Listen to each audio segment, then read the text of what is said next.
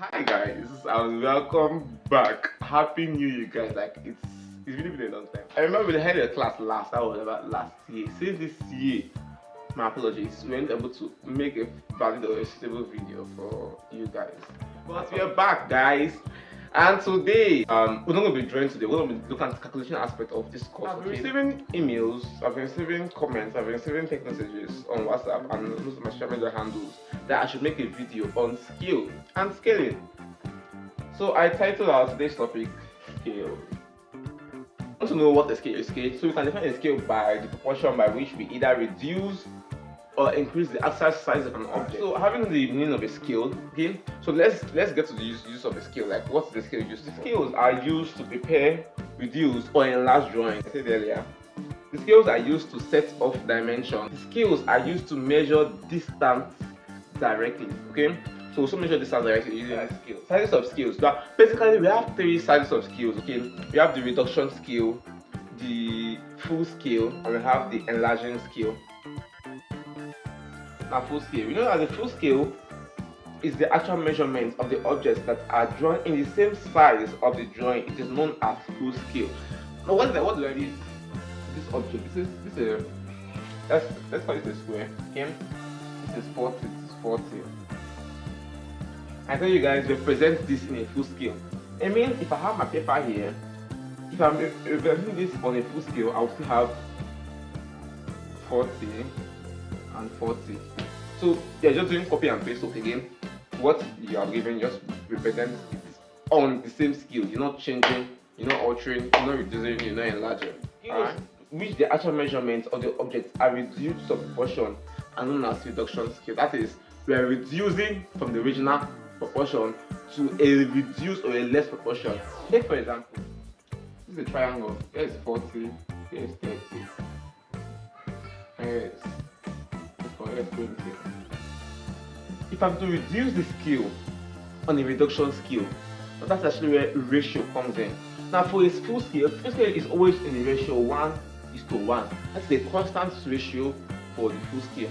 Now for a reduction scale and enlargement scale, they actually obey different variety of ratios depending on what the examiner or the question permits us to use.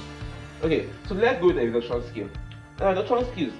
Most reduction scales, the first ratio is usually the smaller number, and the second ratio is usually the biggest number. So we can have ratio of 1:2. Okay, this is a reduction scale. You can have 1:4 reduction scale. This is smaller, this is bigger. So this is a reduction scale. Okay, I can also have 2:4. This is a reduction scale. Okay, I can have 3:4 reduction scale. Almost at usually 1 is something. Let's say 1:2. Now if I'm representing this thing on a reduction scale of 1:2, 1/2 is what? 1/2, right? So it means I'm converting all my measurements here, converting it to this scale. That is, I'm getting half of each of my measurements. It means that triangle now, the base now will be half of 40. So that will be 20, half of 30, and be 15. Half of 20 will now be 10. So my actual drawing on my drawing sheet now would then be 20, 15, and 10. This is a reduction scale. As easy as that. Whatever you have here is what you are dividing. So this is actually the scale in which the actual measurements of the object are increased to some proportion and not enlarged. This is like the reverse of reduction scale, in the sense that we will have a larger number in front first and a smaller number behind.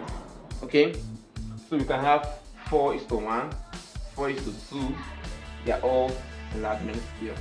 Let's take for example,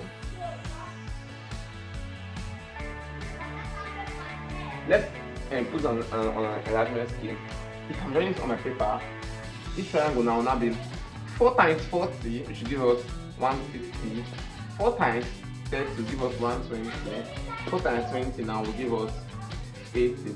So my drawing on my sheet now on enlargement scale is going to be, the base will be 160, this axis there will be 120, and this axis will be 80 as the millimeters. Okay, basically these are the basic foundation of scaling, how you can reduce and enlarge scale. Now I picked a video shown on the screen right now Look at this video here, okay?